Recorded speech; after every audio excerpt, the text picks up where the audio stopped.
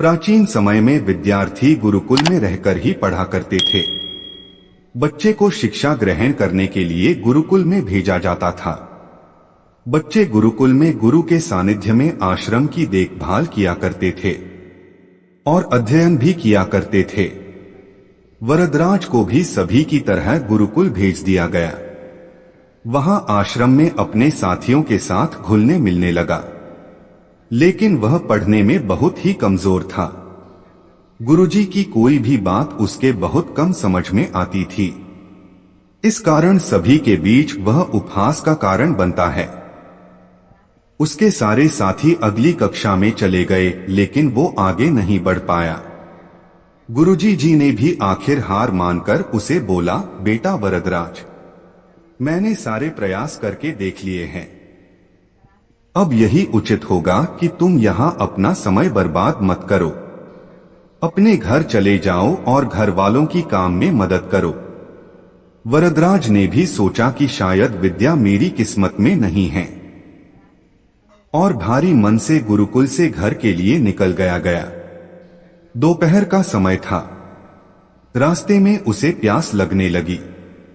इधर उधर देखने पर उसने पाया कि थोड़ी दूर पर ही कुछ महिलाएं कुएं से पानी भर रही थी। वह कुएं के पास गया। वहां पत्थरों पर रस्सी के आने जाने से निशान बने हुए थे, तो उसने महिलाओं से पूछा, यह निशान आपने कैसे बनाए?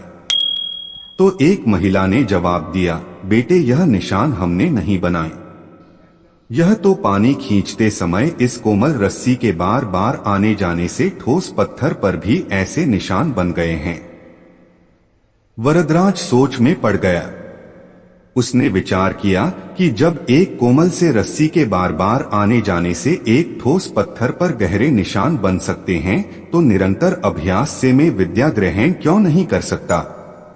वरदराज ढेर सारे उत्साह के साथ वापस गुरुकुल आया और अथक कड़ी मेहनत की। गुरुजी ने भी खुश होकर भरपूर सहयोग किया।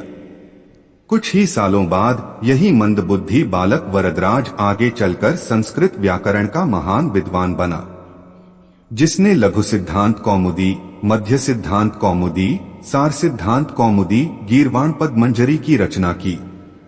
दोस्तों, अभ्यास की शक्ति का तो कहना ही क्या है। यह आपके हर सपने को पूरा करेगी। अभ्यास बहुत जरूरी है, चाहे वो खेल में हो या पढ़ाई में या किसी और चीज में। बिना अभ्यास के आप सफल नहीं हो सकते हो। अगर आप बिना अभ्यास के केवल किस्मत के भरोसे बैठे रहोगे, तो आखिर में आपको पछतावे के सिवा और कुछ हाथ नहीं लगेगा। इसलिए अभ्यास के साथ धैर्य, परिश्रम और लगन रखकर आप अपनी मंजिल को पाने के लिए जुट जाएं।